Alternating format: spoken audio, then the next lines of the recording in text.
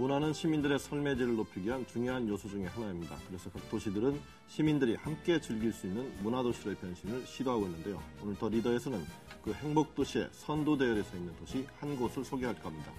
바로 문화특별시라고 불리는 부천인데요. 김만수 부천시장과 함께 문화특별시 부천의 경쟁력과 주요 시장에 대해 얘기를 나눠보겠습니다.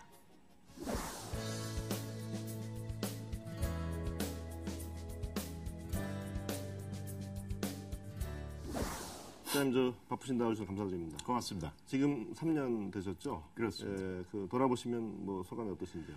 시장이라는 일이 굉장히 좀 바쁜데 상대적으로 또 보람이 있어서 요새는 아주 즐겁게 하고 있습니다. 올해가 부천시로서는 굉장히 의미 있는 해라고 들었는데요. 부천시가 탄생한 지 40년이고 행정구역으로 부천이 만들어진 지가 100년이 됩니다. 아, 그렇습니다. 그래서 우리가 이제 시가 만들어진 지 40년이라 그래가지고 여러 의미를 좀 부여해서 올해 좀 시를 한 단계 업그레이드 시키는 이런 일을 많이 계획하고 있습니다. 어떤 행사들을 주로 준비하고 계신지요? 뭐 여러 행사들이 있습니다만 핵심적으로 말씀드리면은 시가 조금 정돈이 돼야 되겠다. 그동안 부천은 굉장히 이 옆도 돌아보기 힘들 정도로 굉장히 팽창에 매진해왔던 그런 도시였는데 이제 앞으로 부천은 조금 성숙하고 원숙한 성장을 기해 나가야 되겠다. 더 구체적으로 말씀드리면 신도심과 이제 구도심으로 구성되어 있는데 앞으로는 이제 구도심 지역의 발전에 더 매진하는 부천시 행정을 초점을 두고 있습니다. 부천시 뭐 좀 독특한데요. 문화특별시 어떻게 해서 이렇게 불려지게 됐다고 생각하시는지? 이게 어느 날 갑자기 슬로건으로 만든 건 아니고요. 우리가 이제 영화제를 시작하면서 문화도시로 본격적으로 시작이 됐습니다. 판타스틱 영화제. 그렇습니다. 비판이라고 부르는데 올해 이게 17년째 하고 있습니다. 그리고 그 전에 이제 올해 25주년을 맞는데 부천 필하모닉 오케스트라 임원정 지휘자의 그 말로 전곡 연주로 유명해졌죠. 우리 부천필이 지금 25년째 명성을 쌓아오고 있습니다. 그리고 만화가 요새 우리 주요한 부천의 이제 문화 콘텐츠로 자리 잡고 있는데 그런 만화 축제를 해온 지는 이제 16년째 접어듭니다. 이렇게 한 10수년, 20년 가까이 만화, 음악, 영화를 주요 콘텐츠로 하는 행사를 또 계속 이어오다 보니까 이젠 자연스럽게 명동에서 여론조사를 해도 문화도시 그러면 부천이다. 이런 반응을 지금 얻고 있습니다. 지금 뭐 말씀하셨습니다만은 이제 국제 판타스틱 영화제. 사실 보면 지금 뭐 부산도 그렇고 이제 전주도 그렇고 영화제 많이 하는데 이 영화제 좀 소개를 해주시면서 어떻게 차별성이 있는지 좀 말씀해 주시죠. 부천 영화제 그러면은 되게 많은 분들이 부산 영화제하고 비교를 합니다. 그런데 사실 부산 영화제하고 부천 영화제는 좀 성격이 다릅니다. 그건 체급이 좀 달라요. 부산 영화제는 종합 영화제로 모든 흥행 가능성을 위주로 하는 영화를 이제 망라하는 영화제고.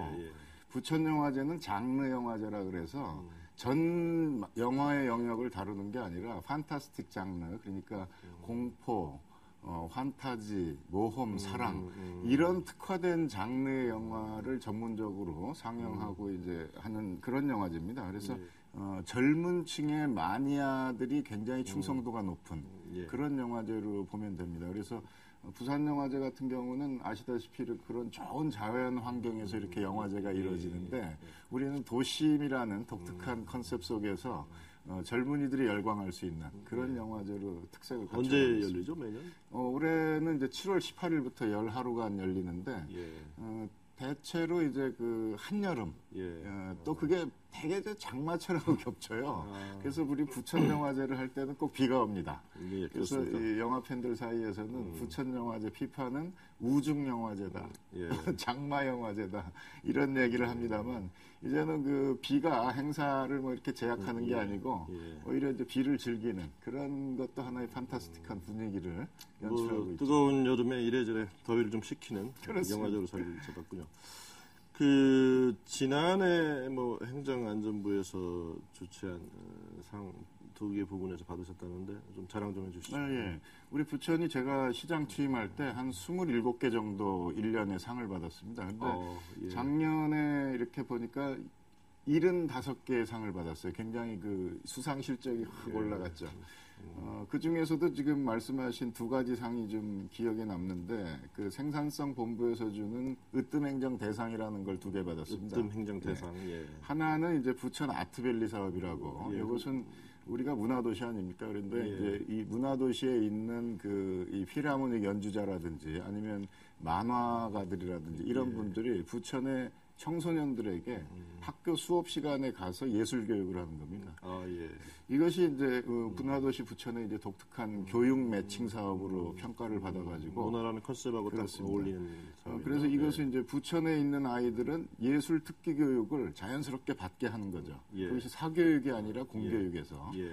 그것이 이제 높이 평가받은 것이 대단히 기쁜 일이고 그리고 둘레길을 우리가 행정 대상을 받았습니다. 이건 굉장히 좀 아이러니컬한 일이죠. 그러니까 부천이 무슨 이 수도권에서 자연이 그럴 듯해서 둘레길로 상을 도심도 받았냐. 좀 밀집돼 있고 해서 이렇게 그렇죠. 예, 그러니까 잘 상식적으로 이해가 안 가는 건데 이런 부천의 둘레길이 지리산 둘레길이라든지 제주 올레길을 이렇게 제치고 으뜸행정 대상을 받은 것은 열악한 자연 환경에서 어떻게든지 방법을 찾은 것에 대한 그런 평가라고 생각하기 때문에 이것은 굉장히 기쁘게 생각합니다, 우리가. 예.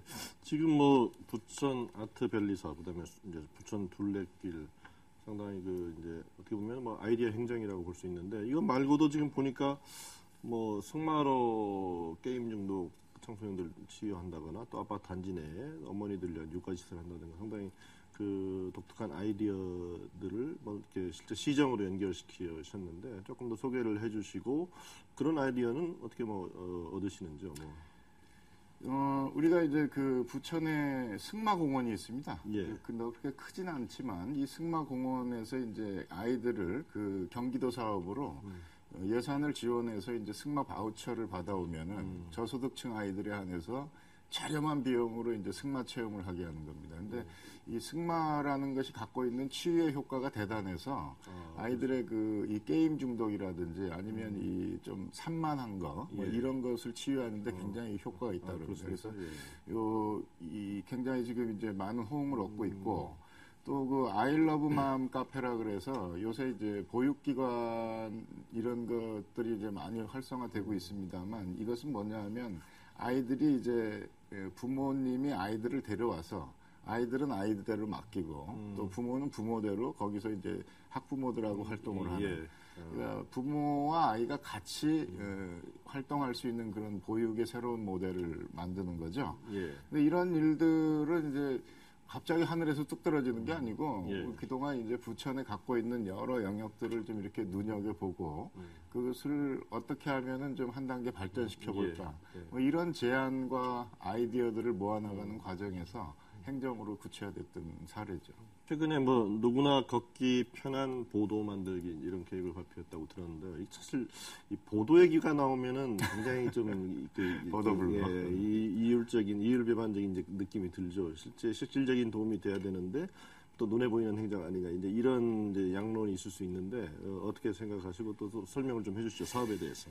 이 전시행정으로 비춰지는 대표적인 게 이제 보도블록인데 얼마 전에 이제 박원순 시장도 이제 보도블록 10개명이라는 걸 발표할 정도로 굉장히 시민들이 볼 때는 대표적인 예산 낭비 사례로 연말에 너무 많이 봤기 때문에 몰매를 맞습니다. 그런데 실제로는 그렇지가 않습니다. 부천도 제가 시장 되자마자 이 보도블록을 점검해 봤는데 10년 이내에는 교체를 못하게 되어 있습니다. 법적으로. 그래서 이제 그걸 두기로 이제 재활용하는 공사가 많다 보니까 시민들이 볼 때는 계속 공사하는 것처럼 비춰지죠. 유니버설 디자인을 적용하자라는 것은 없는 보도블록 공사를 괜히 이걸 위해서 하자는 게 아니고 앞으로 보도블록을 교체하거나 리모델링하는 수요가 있을 때 그때 이런 좀 장애를 제거할 수 있는 그런 유니버설 디자인을 적용해서 해보자라는 겁니다. 구체적으로 얘기하면은 이중불착을 이제 방지하기 위해서 한번 공사할 때 그 밑에 있는 가스 공사라든지 전선이라든지 이런 걸 가급적 좀 모아서 하자. 원스톱으로 그리고 이제 도로 디자인에 있어서도 장애인이나 여성이나 휠체어 타는 분들이나 이런 분들의 보행에 지장이 없는 디자인과 구조물로 만들어 가자. 뭐 이런 겁니다. 그래서 물론 이제 청결의 문제는 뭐 두말할 것도 없고 배수의 문제도 뭐 당연히 이제 해결을 해야 됩니다. 그래서 특별하게 뭐 새로운 공사를 하자는 게 아니고 공사를 할 때 좀 완벽하게 하자. 이런 것이 우리가 얼마 전에 발표한 좀 걷기 편한 보도 만들기 사업의 주된. 요즘 이제 지자체 하시는 단체장들 뵈면은 뭐 사실 고민이 많죠. 사실 이제 돈이 좀 들어오고 해야 또 여러 가지 또 사업도 하고 그럴 텐데 지금 세수 사정이 좀 어렵습니다. 그래서 또 그걸 효율적으로 써야 되는 이런 고민들이 있는데 부천시 경우 좀 상황이 어떤지요? 뭐 비슷합니다. 돈은 안 들어오고 써야 될 때 많고 이제 그건데 부천의 예산이 한 1조 2천억 정도 1년에 되는데 세수가 늘어날 수 있는 가능성은 잘 없습니다. 그러니까 부동산 경기가 침체되는 상황에서는 취등록세가 들어오지 않기 때문에 근본적인 제약이 있고 그 다음에 차지하는 게 이제 자동차세라든지 담배 소비세인데 자동차를 갑자기 늘리자 그럴 수도 없고 담배를 또 덮입시다 할 수도 없는 거예요. 그 일련 딜레마 속에서 두 가지 방법이 있습니다. 하나는 체납을 좀 이렇게 해소하는 거, 세금 안 내는 거를 이제 더 받아내는 거 하고, 그 다음에는 이제 아끼는 거죠. 그런 면에서 이제 우리 지방 재정의 큰 압박 요인이 이 복지 예산이 기하급수적으로 늘어가는 겁니다. 작년에 부천시 예산에서 복지가 차지하고 있는 비중이 32% 정도였는데 올해는 3천억 좀 넘는 40%를 좀 돌파합니다. 이런 과정에서 복지비로 큰 덩어리가 나가고 나머지 이제 수요를 어떻게 감당을 할 거냐 여기에 이제 머리를 짜내야 되는 겁니다. 근데 저희들이 원칙으로 세우는 것은 왜 그러지 않습니까? 이렇게 가난해도 빚이 없으면 좀 그래도 살아갈 수가 있어요. 그래서 어떻게든지 좀 빚을 줄이는 거하고 새로운 지방채를 발행하지 않는 것. 이것을 이제 기본 기조로 가져갑니다. 그래서 부천은 제가 취임할 때 우리 시의 빚이 1,350억 원 정도였는데 작년 말 기준으로 한 900억대로 우리가 450억 갖고 있습니다. 그리고 제가 취임하면서 약속드린 게 제 임기 동안에는 새로운 빚을 내지 않겠다. 이걸 했기 때문에 이 기조를 유지해 간다면은 그래도 허리띠는 졸라매야 되지만 복지 수요를 감당하면서 기존 돈 써야 될 때를 합리적으로 좀 우선순위를 정하는 것. 이것이 지역사회에 굉장히 큰 이제 문제가 되는 거죠. 다음 질문은 이제 지역 뭐 현안일 수 있을 것 같은데 이제 굴포 하수 처리 시설 사업 이게 돈이 뭐 한 2천억 정도 들어갔다고 들었습니다. 어마어마한, 부천과 인천의 경계에 있는데 또 인천하고 약간 뭐 불협화음이 좀 있는 걸로 듣고 있는데 뭐 좀 간략하게 어떤 사업이었고 또 부천시 입장은 어떤지 좀 말씀해 주시죠. 이 굴포천은 인천과 부천과 그리고 서울과 김포가 이렇게 면에 있는 굉장히 이제 길이는 짧지만 굉장히 복잡한 하천입니다. 그래서 이렇게 지자체가 여러 개가 붙어 있는 하천을 관리하는데 서로 이제 책임 소재가 좀 애매합니다. 그 근본적인 해법은 지금 우리가 국회의원들하고 이제 많이 노력을 하고 있습니다만 굴포천을 지방하천이 아니라 국가하천으로 지정받게 해야 됩니다. 그래야 이것이 한강처럼 어느 한 지자체가 관리하는 게 아니라 국가적 차원에서 수질 관리도 하고 유역 개발도 해야 그래야 이게 이제 문제가 없는데 현재 그렇지가 못합니다. 그런데 이제 물은 굉장히 냄새가 나고 이제 더럽기 때문에 이걸 이제 개발을 또 해야 됩니다. 그래서 부천시가 중앙정부의 지원을 받아가지고 이제 하수처리 예산을 배정을 받았는데 인천시에서는 이제 왜 그걸 부천이 하냐 이러는 거죠. 우리가 인천 구간이 훨씬 넓은데. 그래서 저희는 이제 인천하고 이제 협조를 해서 이 일을 처리를 해야 됩니다. 그래서 부천이 받았든 인천이 받았든 그런 이제 하수 처리와 수질 개선을 위해서 필요한 예산을 국가하천으로 지정받기 전이라도 지자체가 좀 잘 협력해서 문제를 이제 풀어가는 것이 어쨌든 뭐 인천 시민이나 부천 시민이나 다 이 혜택을 받는 거니까 그런 면에서 잘 협의를 할 계획입니다. 뭐 머리를 맞대고 뭐 좋은 해법이 나왔으면 좋겠습니다. 요즘 뭐 이제 시대적 화두가 이제 복지하고 일자리죠. 이제 그 두 부분에 관련돼서 부천시 관련된 시정에 대해서 좀 질문드리겠습니다. 일단 복지 부분에서 뭐 사실 복지하면 일단 노인과 여성 그런데 뭐 어떤 정책을 지금 시행하고 계신지. 노인 그러니까 이제 고령화 사회가 이제 우리 사회의 큰 이제 과제이고 부천도 예외는 아닙니다. 그래서 지금 우리 부천에서는 노인 정책에 좀 주력을 하고 있는데 예. 한마디로 얘기하면 이제 9988 부천을 만들자입니다. 9988. 그러니까 99세까지 팔팔하게 살 수 있는 부천을 만들자. 그게 이제 두 개의 전략이죠. 하나는 이제 일자리 전략이 있어야 되고 하나는 건강 전략이 있어야 되는데 일자리와 관련해서는 부천이 그래도 꽤 잘하는 편입니다. 예. 이 민간 지금 일자리는 이제 노인 일자리, 여성 일자리 이런 것을 우리가 다양한 시책을 통해서 이제 일자리를 많이 만들고 있는데 되게 이제 중앙 정부에서 평가하는데도 부천이 좋은 평가를 받고 있는데 시장으로서 느끼는 갈증은 일자리의 개수가 중요한 게 아니라 좋은 일자리가 만들어져야 됩니다. 이게 이제 문제입니다. 그러니까 일자리는 사실 많이 이렇게 주어져도 그렇죠. 잘 안 갑니다. 그게 이제 양질 일자리 같은 일자리라야 이게 이제 실질적 의미가 있는데 그런 측면에서 우리가 계속 노력해야 될 것이 많이 있고 노인들의 건강 관리와 관련해서는 이제 작년에 만성질환 관리 시스템을 부천이 전국에서 시범 사업으로 했는데 성공적입니다. 그러니까 고혈압과 당뇨를 앓고 있는 노인들을 등록을 하게 해서 그 등록된 노인들을 우리가 이제 약제비를 지원한다든지 진료를 이제 지원하는 겁니다. 이런 걸 통해서 이제 노인분들이 이 병원에 가길 참 꺼려합니다. 고혈압, 당뇨, 뭐 관절 이런 것들은 그냥 그러려니 하고 살거든요. 이것을 체계적으로 우리가 지원하는 일을 작년에 이제 잘 준비를 했고 올해는 치매관리센터를 오픈을 했습니다. 그래서 이 65세 이상 된 노인분들은 보건소에만 가면은 정밀한 치매 진단을 받아서 2차, 3차 치매에 대한 걱정을 이제 덜 수 있도록 하는 거죠. 그래서 앞으로 이 치매는 현재 의학 수준이 완치는 되지 않는다 하더라도 그 발견되는 순간에 더 악화되지 않도록 이제 하는 조치는 가능하고 가족들한테 굉장히 힘들죠. 그래서 이것이 그 입원으로 가지 않도록 그 사전 단계에서 관리하는 것이 굉장히 중요하기 때문에 부천시에서 2월에 문을 연 치매관리센터가 이제 체계적으로 그런 일을 할 거라고 생각합니다. 그래서 우리 특별히 세계적으로 치매 관리의 노하우를 갖고 있는 나라가 스웨덴인데 스웨덴하고 지금 협력 관계를 맺어서 부천에서 이런 그 조기 진단 시스템을 지금 정착시키는 데 주력을 하고 있습니다. 여성과 관련해서는 국공립 보육시설을 이제 계속 확충하는 것과 함께 저희가 좀 올해 특별하게 준비를 한 게 이 아파트형 공장이라고 있는데, 그러니까 공장들이 이제 집적화되어 있는 그런 빌딩이 있습니다. 부천에서 그 처음 시작한 정책인데, 그 아파트형 공장 내에 이 업체들이 공간을 이렇게 내주는 겁니다. 그러면 우리는 그 공간에다가 국공립 어린이집을 만드는 거죠. 그러면 일하러 온 분들의 이 아이들을 그 직장에 이렇게 맡겨서 하는 거죠. 그러니까 부천은 중소기업이 대부분이기 때문에 이런 직장 보육을 개별 기업들이 해결하기가 좀 어렵습니다.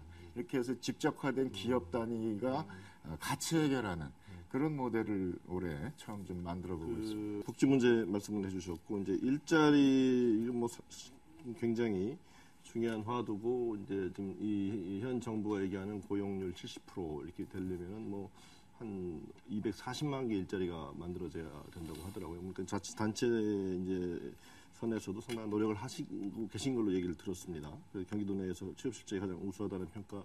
주로 얼마 정도 일자리를 만드시고 또 주로 어떤 부분에서 이런 일자리를 지금 창출하고 계시는지. 이 평가에 응하려고 하다 보니까 이제 일자리의 개수로 이렇게 수상도 하고 그럽니다만 참 저희가 이제 이 염두에 두고 있는 거는 좀 안정적인 좋은 일자리와 우리 시민들이 이렇게 매칭되도록 하는 것. 그래서 우리가 일지매 센터라고 이제 만들었는데 일자리를 이제 단순 소개해 가지고는 이게 잘 연결이 안 되더라고요. 그래서 구직을 하고자 하는 사람을 우리가 그 회사까지 데리고 가서 거기서 그 회사 담당자와 3자가 모여서 구직자와 구인자와 시가 같이 모여서 상담을 하니까 자기가 원하는 일자리와 매칭되는 확률이 대단히 높아지더라고요. 그래서 우리가 그 일을 계속 좀 노력을 하려고 합니다. 그러니까 일자리의 개수를 창출하는 것도 중요하고 일자리가 그 사람이 오래 다닐 수 있는 그런 일자리와 연결되도록 하는 것. 이것이 대단히 중요하다고 생각합니다. 물론 이제 시가 일자리를 창출하는 것은 좀 근본적인 제약이 있습니다. 그렇죠. 그래서 근데 우리가 주목하고 있는 것은 그 미스매칭이 굉장히 많더라. 회사에서는 사람이 없어서 안달인데 그렇죠. 사실 또 일자리를 구하는 사람들은 굉장히 많습니다. 거긴 안 가려고 하고. 이거를 어떻게 하면 잘 이렇게 눈높이를 조절해서 연결시켜 주느냐. 나는 그게 시가 좀 주력해야 돼요. 어쨌든 취업 컨설팅 비슷한 그렇습니다. 그거가 정보의 부족이라든지 아니면 이제 여러 가지 교육을 받지 못한 거라든지 이런 문제가 있는데 그런 걸 좀 우리가 이게 해결하는 방법을 좀 고민하고 있고 또 하나는 이제 사회적 기업이라든지 마을 기업이라든지 요새 좀 새롭게 만들어지는 경제 영역에 우리 시가 조금 이렇게 추동을 좀 해서 그런 쪽에서 좋은 일자리가 만들어질 수 있도록 하는 것.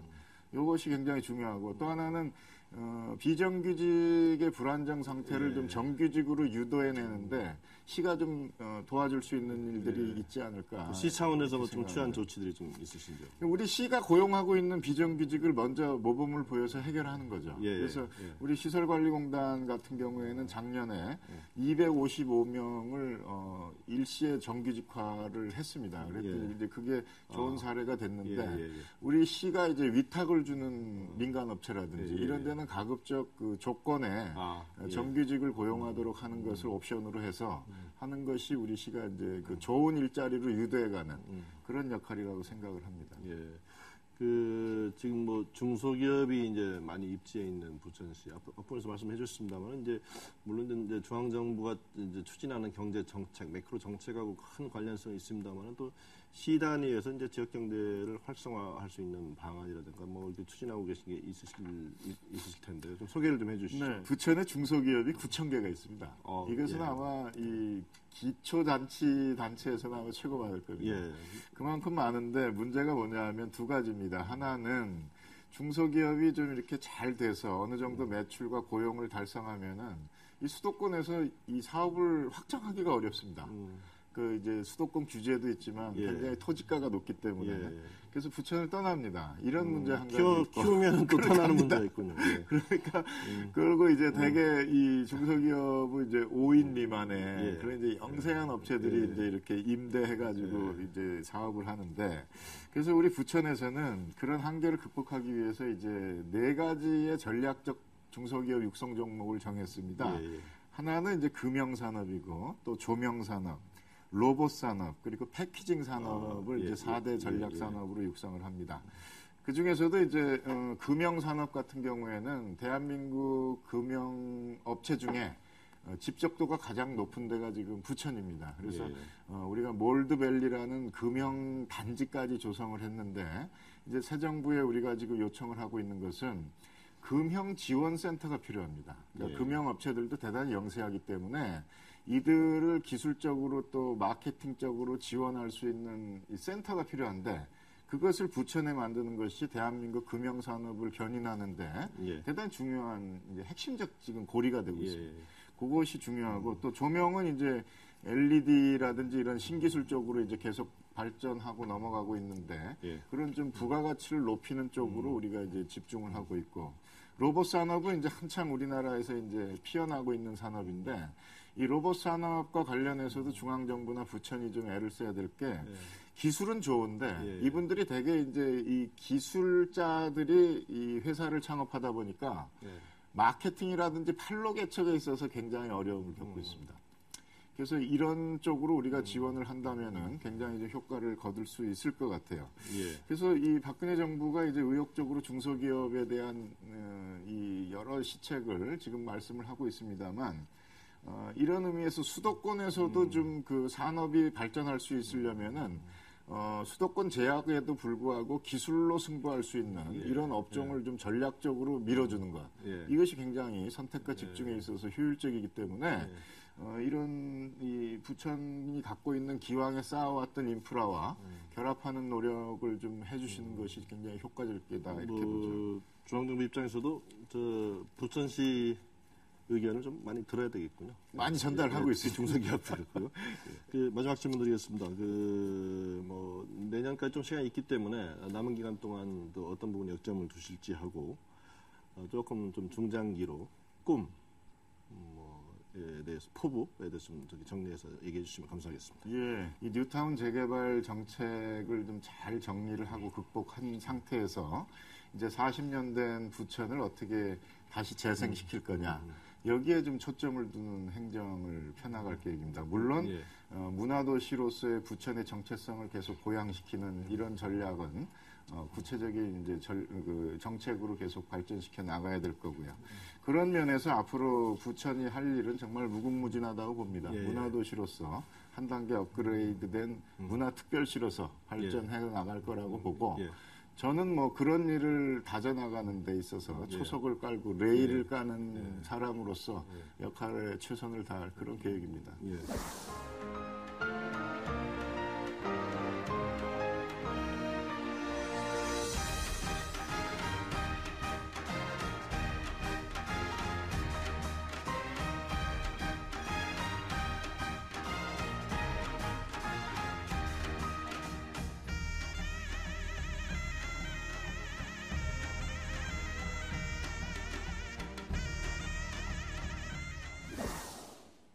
백년도시 부천은 문화도시로 자리를 잡았습니다. 부천시는 또한 9,000개 중소기업이 있는 산업도시이기도 합니다. 앞으로 경기 회복을 앞장서 선도하는 산업도시로 더욱 발전해 가기를 기대합니다. 오늘 바쁘신데 나오셔서 좋은 말씀 해주신 시장님 감사드립니다. 고맙습니다.